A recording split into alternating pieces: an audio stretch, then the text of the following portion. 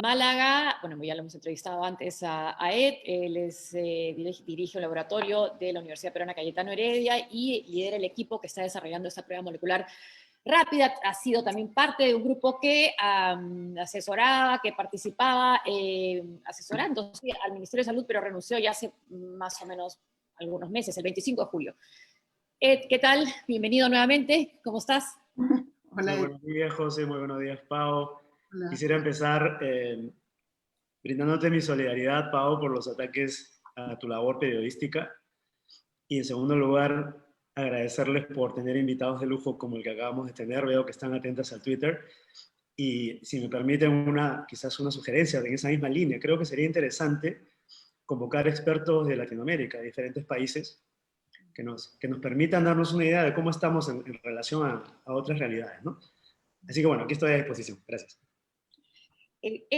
Lo que conocimos esta semana, esta renuncia de los integrantes de esta comisión, que no se llama expertos, pero que incluían los temas fundamentalmente de tecnología, ¿no? Sobre qué se debía hacer para combatir mejor el coronavirus. Esto desde la gestión del exministro Zamora, se lo advirtieron, se lo dijeron también a la ministra Massetti. Tú renunciaste el 25 de julio y ahora han renunciado otros miembros de este grupo. ¿Qué ha pasado ahí? ¿No se ha escuchado lo que ustedes propusieron?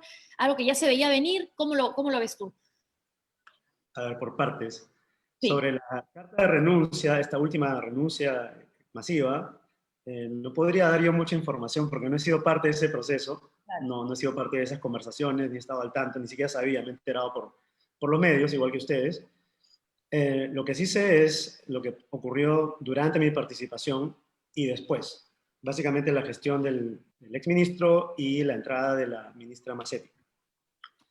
Si tuviera que resumirlo, diría que en principio hay una actitud congénita en el MINSA y en el Estado ante la ciencia. No diría que somos anticiencia, pero solemos ignorar las recomendaciones científicas. Y también creo que ya mencioné antes que, en mi opinión, el tratamiento de la pandemia ha sido médico-céntrico, no ha incluido otras ramas del saber que hubieran sido necesarias. Y estas ramas del saber que hubieran sido necesarias estaban representadas en esta comisión de innovación, tecnología contra la pandemia. Lo que vimos es que repetidamente nuestras recomendaciones, nuestros oficios al MINSA no teníamos respuesta. No había un feedback en el sentido, qué interesante, mira, vamos a comentarlo, tengamos una reunión subsecuente para ver si esto vale la pena verlo o no. Es decir, no, era como hablar con una pared, ¿no? Tú trabajas arduamente, dedicas horas a reuniones, a preparar informes, a recopilar data, las envías periódicamente y no recibes nada de vuelta. No hay un documento de respuesta a cada una de las recomendaciones. Luego, hubo algunos intentos de resumir la evidencia que se iba juntando, y en ese caso se presentó nuevamente ya hacia finales de la gestión del ministro Zamora, y se obtuvo algunas respuestas del INS. Básicamente se le delegó al INS, y con la entrada de la ministra Massetti tengo entendido que hubo una reunión de la cual yo ya no participé porque ya no estaba en el grupo, en la que sí se reconoció que había todas estas recomendaciones, pero que no se podía garantizar que se pudiesen implementar. Así que saquen ustedes su cuenta, ¿no? La conclusión es que, en principio, me duele mucho decirlo, pero esta comisión no sirvió de mucho. Fue un saludo a la bandera, lamentable, pero tiene sus causas, ¿no? Tiene sus explicaciones en la actitud que se tiene hacia el conocimiento, hacia la ciencia, hacia la tecnología. Oh. Y cómo, bueno, gracias Ed por la solidaridad, pero cómo, digamos, ahorita estamos sin asesores científicos y a mí lo que me preocupa es que todos estamos hablando de la segunda ola, ¿no? De que se viene la segunda ola y la ciencia corre el riesgo de ser dejada de lado. Eh, ¿Cómo hacer sin articular con el gobierno que no está escuchando desde la sociedad civil, los científicos, qué cosas se pueden ir haciendo mientras tanto, ¿no? Bueno, lo que queda es organizarse como sociedad civil, fortalecer a la comunidad científica, a participar en iniciativas como las vuestras de divulgación, de información. Yo creo que los medios van a ser el principal canal de concientización y de información, porque así como pensamos que podría venir una segunda ola de contagios, yo creo que básicamente ya estamos empezando a vivir la segunda ola de desinformación, la segunda ola de no prestarle atención a la ciencia. Lo que han conversado hace unos momentos con Gorka es interesante porque refuerza algunos conceptos que ya se vienen manejando en la comunidad científica hace unas semanas o meses incluso, el tema de los aerosoles, por ejemplo. Haber comprendido científicamente la realidad de los aerosoles, de la transmisión por aerosoles, tenía implicancias y tiene implicancias graves o muy fuertes en el tema del manejo de la gente, de la salida a las playas, de estar en espacios cerrados, el retorno a las escuelas, y eso no se ha discutido, ¿no? El tema de las reinfecciones, el tema de las mutaciones del virus, el tema de la inmunidad. No estamos haciendo suficiente en lo científico para recoger la data que nos afecta directamente y cómo eso puede usarse para basar políticas públicas. No se está haciendo. Estamos continuando en la misma línea de contabilizar y basar todas nuestras políticas en números, lo cual no está mal. La epidemiología tiene un componente muy fuerte de eso. Es importante ver cómo van las curvas, hacer modelos. Yo puedo decir que si la curva va bajando, lo más probable es que siga bajando. Son tendencias, ¿no? Para simplificar las cosas. Pero no estamos tomando en cuenta factores biológicos del virus, factores inmunológicos de los seres humanos, que ayudarían a complementar esta actitud semi a ciegas basada en números para tener una idea más clara de lo que podría pasar, porque lo que tenemos que tener son escenarios, no solamente decir, es poco probable que venga una segunda ola, sí, quizás es poco probable, pero ¿qué tal si llega por algún factor no tomado, que no se ha tomado en cuenta? Pero poco probable porque viene el verano o porque hemos sido tantos los peruanos infectados que podría de alguna manera haber una inmunidad mayor y haberlo hecho tan mal nos garantizaría que no nos vaya peor ahora. Josefina, en mi opinión, no es poco probable. Es solo una opinión, pero mi opinión es que no es poco probable porque hay muchas cosas del virus que aún no conocemos y en nuestra propia inmunidad. Y también hay que tomar en cuenta que, sí, es correcto, tenemos un porcentaje mayor de infectados que puede significar que menos infectados se vayan a producir en una segunda ola. Hay mucha gente todavía que se ha guardado, por así decirlo, en sus casas y se ha mantenido, digamos, alejado de los focos de contagio, que se haría susceptibles y se hará susceptibles ahora que estamos reactivando a todo meter, o sea, los vuelos internacionales, el verano, las playas, las elecciones. Todos tenemos interés en que los niños y jóvenes retornen a las aulas, pero esto hecho sin medidas preventivas adicionales, por el tema de los aerosoles, por ejemplo, los medidores de CO2 en todas las universidades y escuelas, que no son caros, para verificar la proporción de aire respirado. Pero explícale a la gente qué es el medidor de CO2, porque no todos conocen qué es un medidor de CO2 y el tema... Claro, es que el tema de los aerosoles es clave en recintos cerrados porque a más recirculación de aire respirado, más probabilidad de que esos aerosoles que están en el aire puedan ser inhalados por una segunda o tercera persona. O sea, nos estaríamos contagiando, inhalando partículas que están flotando en el aire, no las gotículas, que eso es otro tema, sino los aerosoles. Entonces, una manera muy práctica, que ha sido también bastante difundida por José Luis Jiménez, otro colega español que está en Estados Unidos, es tomar una medida de la cantidad de dióxido de carbono, que es lo que exhalamos cuando respiramos, porque a partir de cierto nivel te darías cuenta, para decirlo sencillamente, de que el aire está viciado. Si el aire está viciado es porque ya había mucha gente respirando ese aire y la probabilidad, a más aire viciado, es que tengas más probabilidad de contagiar. Entonces, si tenemos un medidor de CO2, nos puede indicar cuándo, a partir de qué nivel ya es necesario ventilar esas habitaciones. Porque nuestras escuelas y universidades no están diseñadas, lo digo porque trabajo en una universidad, no están diseñadas para la ventilación. Entonces es muy importante tomar eso en cuenta. No solamente la curvita que ya está bajando o que hay regiones en las cuales ya no hay contagios, ya no hay casos, no. Tenemos que prevenir. Y para eso, nuevamente, la información, la data científica es clave. Claro, y además tener muy en cuenta que no hay cura y todavía no hay vacuna que se pueda usar ya. Entonces sigue habiendo el riesgo de mayor infección en nuestro país. O sea, y quizás eso es lo que me preocupa a mí, sobre todo del gobierno, ¿no? Que han insistido mucho en esto, en hablar de la cantidad de personas que han sido contagiadas. Eso puede dar una falsa impresión de seguridad, ¿no? Y de triunfalismo también hasta cierto punto. Sí, absolutamente. Da el mensaje equivocado, que es que ya no tenemos que cuidarnos tanto, que esto ya está pasando. Y además lo más grave es que toda esta data está basada en estimados muy inciertos, en un tipo de prueba rápida, serológica, de baja calidad, de dudosa procedencia. Entiendo que se están haciendo nuevos estudios, espero que se divulgue la información sobre exactamente qué tipos de pruebas, con qué calidad se han hecho para poder tener una certeza por lo menos de que esos números van en lo cierto. Pero como decía anteriormente, hay muchos otros temas más que tomar en cuenta que solamente los números. Además, no podemos hablar de seroprevalencia nacional porque no es lo mismo comparar, por ejemplo, Iquitos con otras regiones. Totalmente, totalmente. Hay la diferencia entre países europeos que están más, digamos, más homogeneizados, mejor conectados, y países como los nuestros, donde tenemos realidades tan distintas, tan apartadas, donde casi no hay contacto entre ellas, es que tenemos microuniversos, ¿no? Microregiones donde son epidemias propias en sí mismas, que de vez en cuando se conectan las unas con las otras, pero cada cual tiene su dinámica, cada cual tiene su proceso.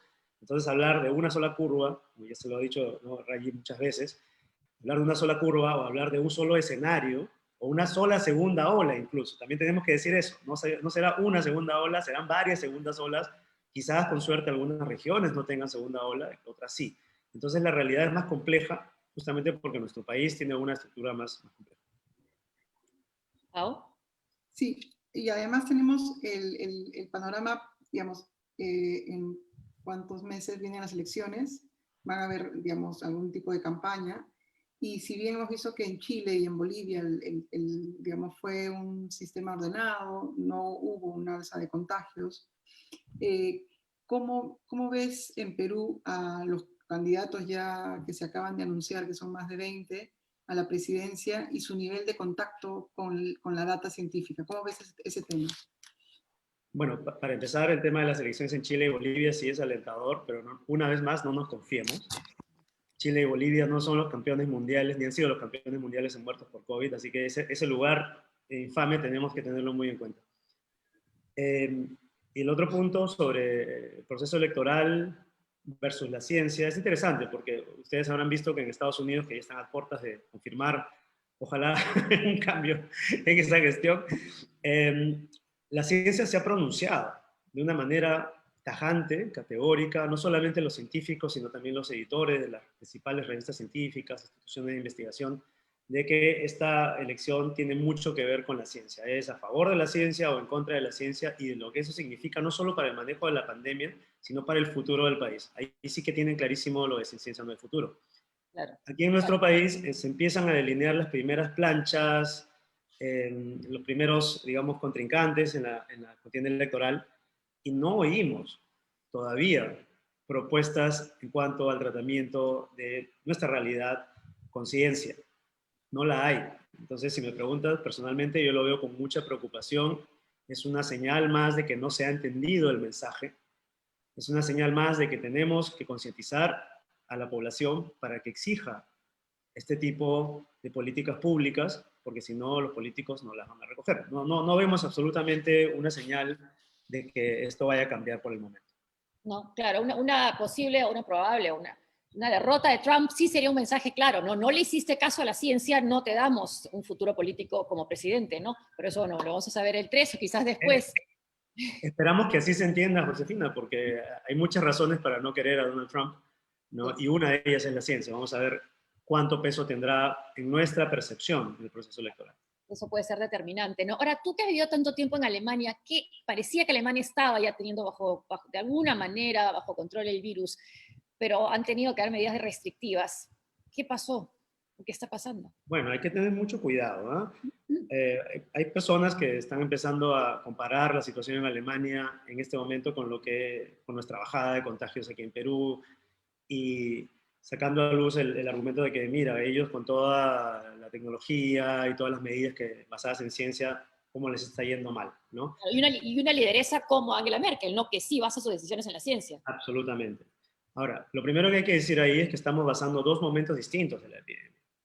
Ellos ya pasaron y ya controlaron muy bien lo que nosotros no hemos sabido controlar y se está, digamos, desvaneciendo por gracia divina casi. Entonces, comparar dos momentos es absolutamente injusto. Lo que vamos a ver, lo que tendríamos que ver es qué va a pasar con nosotros de aquí a 2, 3 meses, y compararlo con lo que está viviendo Alemania. Ahora, la explicación para una segunda ola es como toda segunda ola. O sea, lo de que iban a haber segundas olas se sabía desde el principio de la pandemia. Y mucho se ha citado la segunda ola de la gripe española que mató mucho más gente que la primera, por supuesto. Entonces, no era un escenario a descartar. Y estaba claro que tú no puedes, por más que hagas el rastreo de contactos y tomes en cuenta todos los aspectos sanitarios necesarios, no está descartado que vuelva a haber rebrotes porque tarde o temprano tienes que reactivar la actividad, la economía, y eso te lleva necesariamente a más viajes, a más contactos, a escuelas. Todo eso se hizo en Europa y es lo que tenía que ocurrir. Entonces, digamos, estamos ante una limitación en el sentido de que tarde o temprano tenemos que salir y encarar al virus. La pregunta es si hay una manera más eficiente de hacerlo o no. La comparación sería quizás con los países asiáticos, en donde se ha reforzado, digamos, el comportamiento de las personas, de manera que se evite un impacto grave de esta segunda ola. Esto, lamentablemente, para sociedades occidentales va un poco en contra de las libertades individuales, ¿no? Que el gobierno dicte y diga y sepa dónde estás y cómo te mueves en todo momento es algo que das por sentado en una realidad como aquella, pero en Europa eso es imposible de sostener. Entonces, yo creo que ahí está un poco el debate, son factores sociales, no es la ciencia, es la inevitabilidad, perdón, de lo que tiene que ocurrir con las sociedades una vez que aparentemente se maneja el contagio. Wow. En el tema de la vacuna, digamos, es como, yo siento que a veces tocan ese tema y la gente como que ya siente que apareciendo la vacuna vas a dejar detrás todo un tipo de conducta especial para cuidarte del coronavirus. La gente como que, los mismos gobernantes o los mismos candidatos creen que eso va a ser la solución a todo, ¿no? En términos de meses y de cómo ves ese tema, ¿qué crees que pueda pasar ahora que estamos ya entrando al 2021, ¿no? ¿Cómo ves el tema de vacunar a la gente, que se prueben? Estamos en la fase 3, o sea, digamos, es todo muy difícil ahí, ¿no? De decir algo. Bueno, claramente se trata también de dar mensajes positivos. Está clarísimo que una vacuna es la mejor arma, lo saben ahora ustedes dos que están participando en los ensayos. Es la mejor arma contra procesos infecciosos, epidemias, y tenemos que apostar por eso. ¿Okay? Tenemos que ir con confianza en que la fase 3 van a entregarnos resultados favorables, al menos en algunos de los casos. Pero también hay que ser muy, muy claros en lo que también mencionó Gorka, es que probablemente una baja proporción de estas vacunas serán las que realmente lleguen a funcionar. Entonces, a lo que nos estamos enfrentando realmente es a temas logísticos, ¿no? ¿Cuántas vacunas se podrán producir a tiempo? ¿Para qué países? Y tomando en cuenta esas predicciones, deberíamos tener un poco más de cautela. Cuando escuchamos a autoridades decir sí, que con toda tranquilidad vamos a tener a la mitad de la población vacunada para cuando lleguen las elecciones, por ejemplo, me parece un poco aventurado, bastante aventurado. No hay absolutamente ninguna certeza de eso. Y quizás, perdón, tiene que ver también, una vez más, con la falta de tratamiento científico de la información. Las personas en comités y en asambleas que están tratando el tema de la gestión de la vacuna están orientadas a eso, la gestión. Tenemos un canciller que está viendo relaciones con otros países, pero yo no estoy seguro perdónenme si me equivoco, pero no estoy seguro que haya un énfasis sobre el tema científico. Por ejemplo, si un proveedor me dice, yo te puedo asegurar tantas vacunas para tal fecha, ¿no? Se está entregando la información concreta de los resultados de la fase 3, es decir, qué tipo de inmunidad nos puede entregar, por qué tiempo, cuál es la efectividad final, cómo vamos a recibir esa vacuna en cuántos lotes. No me queda a mí muy claro, quizás es un problema de información, que no basta con decir para tal fecha tal número de vacunas, no tenemos que saber más o menos cuál es el proceso. Lo mismo en el sentido de las dudas que se han suscitado en cuanto a la vacuna de Oxford, ¿no? Por ejemplo, en el caso de que hubo pacientes con reacciones adversas. ¿Cómo sabemos que esto no ocurre con vacunas que vienen de países autoritarios donde la información no tiene un flujo pues, tan ágil como en otros lugares? O sea, hay cierto rango para quizás desconfiar un poquito, pero por lo mismo exigir mayor información. Bueno, hasta ahora los voluntarios de la vacuna de Sinopharm estamos bien por la información que tenemos. Eso es una gran señal, efectivamente. Sí.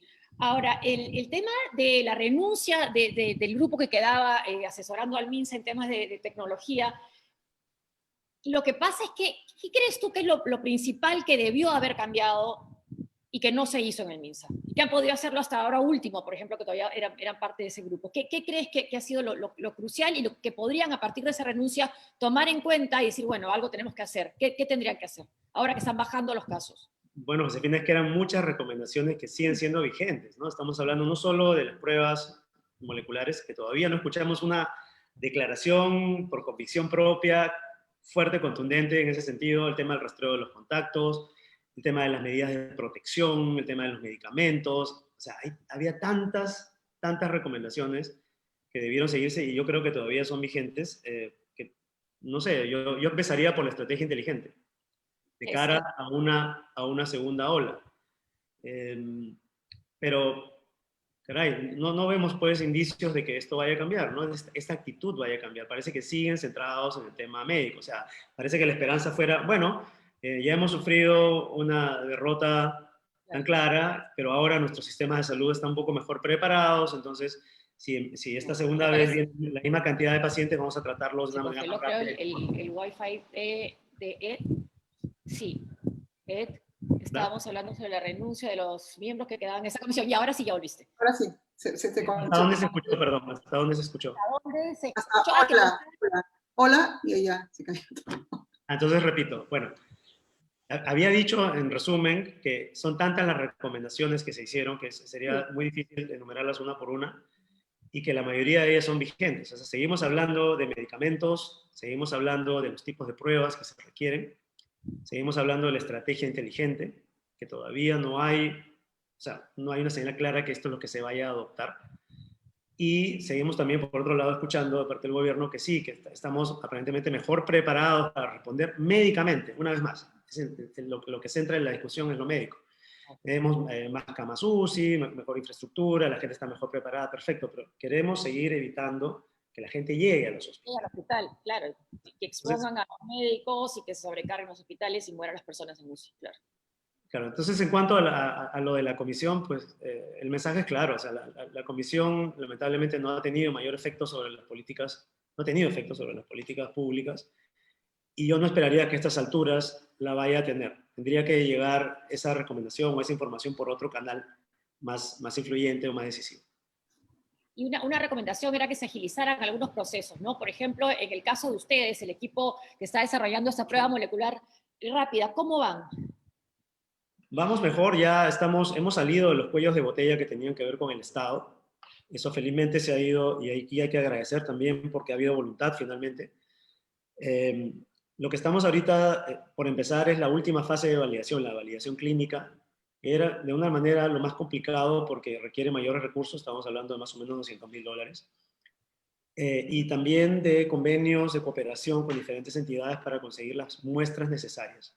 La financiación está ya casi completada. Después de más de un mes de que se aceptaron las donaciones, recién por fin la semana pasada hemos tenido acceso a esos fondos, así que ya estamos empezando a comprar todo lo que necesitamos. Lamentablemente nada se mueve tan rápido como yo quisiera, pero esperamos que antes de fin de año tener ya las autorizaciones y que esto se pueda empezar a usar. ¿Y cómo la plata y los convenios, digamos?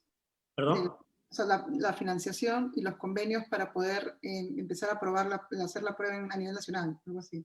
Así es. En cuanto a la financiación, hay que agradecer. El sector privado, una vez más, está del lado correcto, diría yo. La Sociedad Nacional de Pesquería, la Sociedad Nacional de Minería han sido muy generosos y nos están ayudando en gran medida con esto. En cuanto a los convenios, para que vean que nada es tan sencillo como parece, ¿no? Teníamos planificados 3 convenios, uno con la Clínica Médica Cayetano Heredia, otra con Laboratorios Roe y otra con eSalud. 3 fuentes distintas de muestras que nos darían ideas distintas del universo de pacientes sobre los cuales funcionarían en mayor o menor medida estas pruebas. Pues ha habido un cambio de gestión en el IETSI de salud, como ustedes saben, y justamente este instituto era el que nos estaba trabajando el tema del convenio. Así que en uno de estos casos hemos tenido que volver a foja cero, estamos reiniciando el tema de los convenios.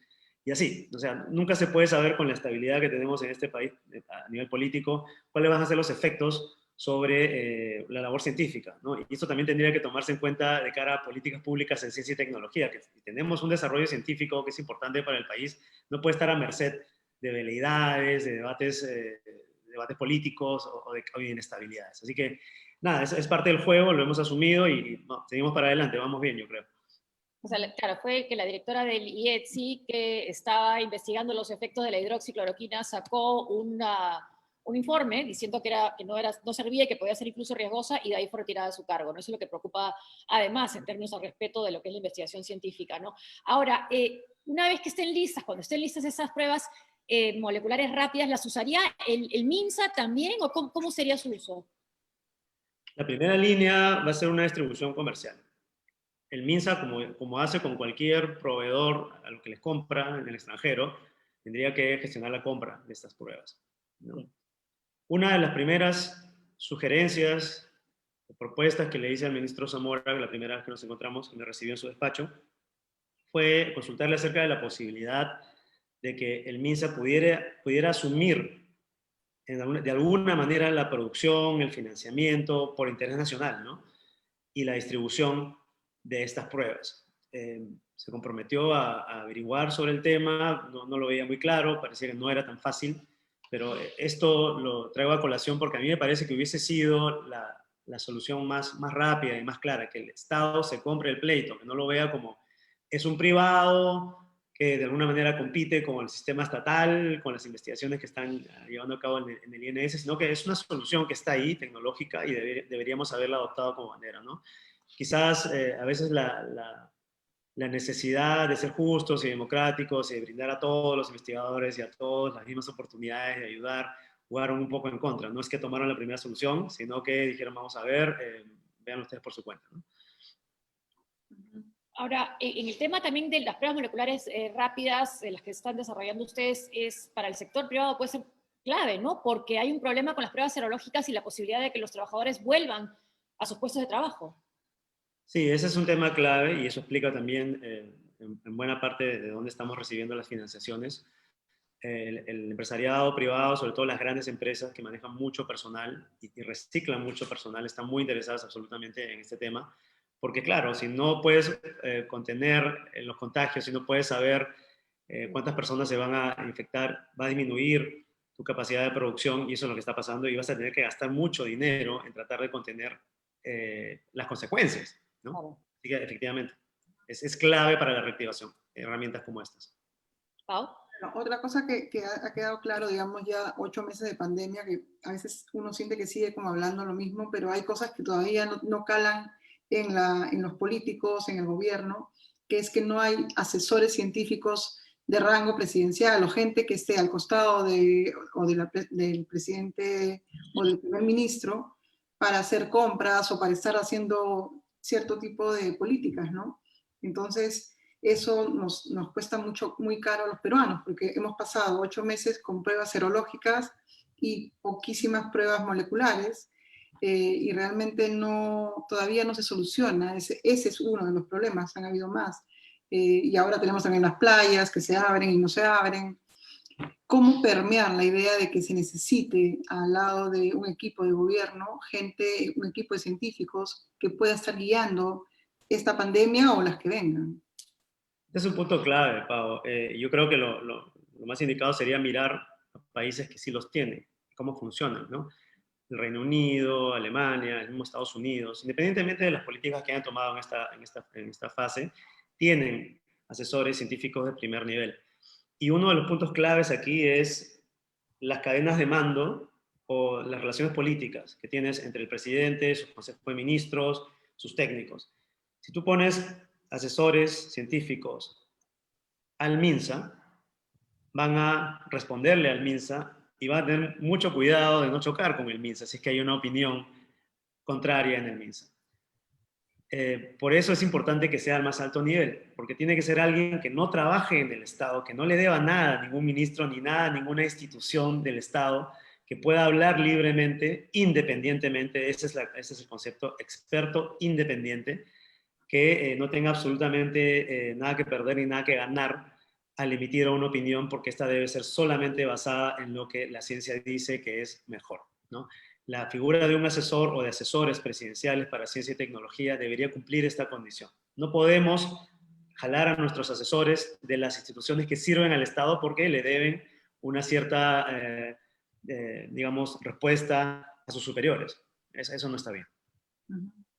Claro, Y bueno, hay que actuar rápido, como dice uno de los directores de la Organización Mundial de la Salud, ¿no? No hay que, o sea, hay que ir tras el virus y ser más rápido que el virus. Y si vamos a perder tiempo en estas discusiones burocráticas o de temores a tomar decisiones, el virus nos está ganando, ¿no? Sí, pero eso también implica, Josefina, que el Estado tiene que tener mecanismos para responder rápidamente, y no los ha tenido. Y es por eso que muchos agentes del Estado han respondido tarde, no necesariamente porque sean lentos, en algunos casos sí, pero en otros casos porque hay mucha duda acerca de si yo puedo salirme de la norma y tomar un camino más rápido con atajos, porque eso me hace, y lo estamos viendo ahora. Un mes después tengo a la fiscalía encima investigándome por qué hice esto y por qué hice lo otro, que no cumple con tal reglamento. Entonces, si no hay una flexibilidad, y aquí hablaríamos directamente al Contralor General de la República, alguien tiene que hacer algo al respecto.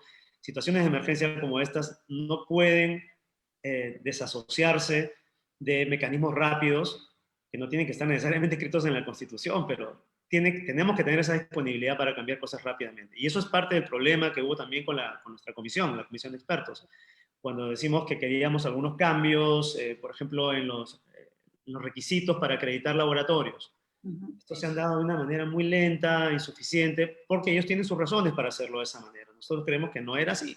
Entonces, al final, tienes medias verdades, como cuando preguntas a las autoridades y te dicen que, bueno, al principio de la pandemia teníamos un laboratorio, ahora tenemos 50 y pico. Suena muy bien, ¿ok? Pero esa respuesta ha sido muy lenta, no han sido todos al mismo tiempo, ha sido muy lento, muy progresivo, y todos esos laboratorios que se iban listando 10, 15, 20, a medida que corrían las semanas, no estaban haciendo todos pruebas moleculares a su capacidad máxima, ni ahora mismo. No, Entonces, y además este concepto de esperar la demanda por pruebas en vez de ir a buscar a las personas que pueden estar contagiadas, al revés, ¿no? eso es una absoluta insensatez, lo digo con mucha pena. no, además cuando les preguntas, sí te responden no solo media verdades, sino que te responden como diciendo, "Oye, ya me preguntaste esto 20 veces y por qué lo sigues preguntando", como si fuera nuestra culpa de que ellos no sigan cumpliendo con lo que te deberían haber hecho ante la pandemia, ¿no? La sensación Bueno, como creo que que hay un temor a reconocer errores, a asumir responsabilidades por la carga judicial, probablemente, que esto puede traer, ¿no?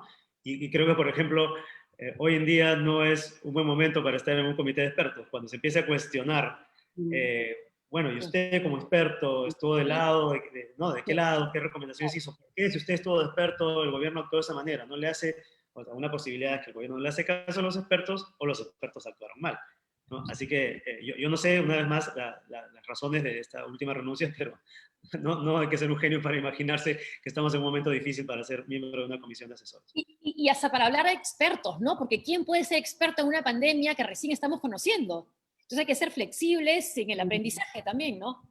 Y el tema de los medicamentos sin evidencia científica ha puesto en tela de juicio qué cosa es un experto, Sí, ¿no? pues.